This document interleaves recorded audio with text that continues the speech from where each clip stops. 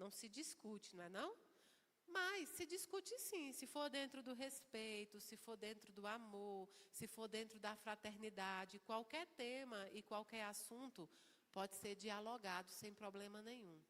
Então, o despertar veio da necessidade que a espiritualidade tem de falar sobre alguns temas, que a gente possa conversar sobre esses temas para se esvaziar um pouco daquilo tudo.